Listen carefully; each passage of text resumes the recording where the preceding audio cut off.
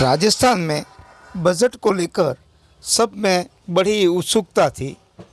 आखिरकार राजस्थान के मुख्यमंत्री अशोक गहलोत द्वारा बजट पेश किया गया और मज़े की बात तो यह है कि जब बजट भाषण हुआ तो उस दौरान उन्होंने बड़े ही शायराना अंदाज में कहा कि न पूछो कि मेरी मंजिल कहाँ है, न पूछो कि मेरी मंजिल कहाँ है, अभी तो सफ़र का इरादा किया है, न हारूंगा हौसला उम्र भर, यह मैंने किसी से नहीं खुद से वादा किया है।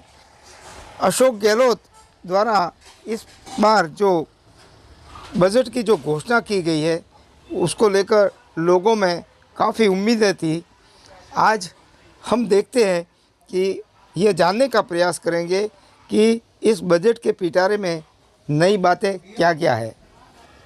तो 2022-23 के नए बजट के हाईलाइट इस प्रकार से है। जियोलॉजिकल पार्कों में जानवरों के लिए कैप्टिव एनिमल स्पॉन्सर स्कीम शुरू करने की घोषणा की गई है। उसी प्रकार प्रदेश में 500 मदरसों में स्मार्ट क्लासरूम बनाने की भी घोषणा की गई है। पालनहार योजना की सहायता राशि 500 से बढ़ाकर अब 1500 करने की घोषणा। 181 सीएम हेल्पलाइन कॉल सेंटर की संख्या बढ़ाकर 1000। पत्रकारों के लिए भी इसमें प्रावधान है। गैर अधिस्वीकृत पत्रकारों के लिए कोविड सहायता योजना के तहत 50 लाख राशि की घोषणा। 22 फरवरी 2022 तक समस्त बकाया विद्युत कनेक्शनों के आवेदनों को अगले 2 वर्षों में जारी करने की घोषणा की गई है। पूर्वी राजस्थान नहर परियोजना के समयबद्ध क्रियान्वयन हेतु पूर्वी राजस्थान नहर निगम के निर्माण की भी घोषणा इस नए बजट में की गई है। समृद्ध किसान खुशहाल राजस्थान के तहत राजस्थान मिलेट प्रोत्साहन मिशन के अंतर्गत उत्तम किस्म के बीजों पर 25 करोड़ का होगा व्यय, जिससे 10 लाख लघु सीमांत किसान लाभान्वित होंगे, इस प्रकार की घोषणा है। 25 कन्या महाविद्यालयों में नए संकाय।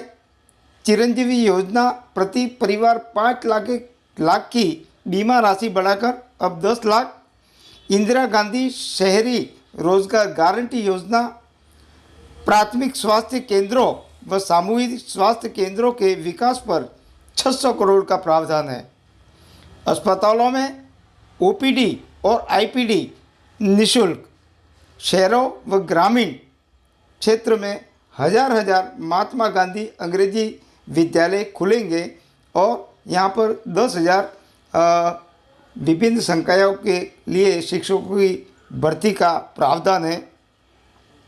प्रदेश में 3,820 सीनियर सेकेंडरी स्कूल क्रमोन्नत होंगे। 32 नए औद्योगिक क्षेत्रों की स्थापना और सड़कों का दोहरीकरण। रीट की परीक्षा अब इस वर्ष जुलाई में होगी और विभिन्न जिलों में मिनी सचिवालय हेतु डीपीआर प्लान बनाया गया है।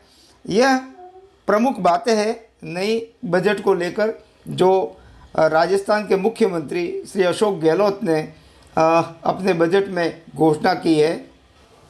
हालांकि इस बजट को लेकर मिलीजुली प्रतिक्रिया जानने को मिली है।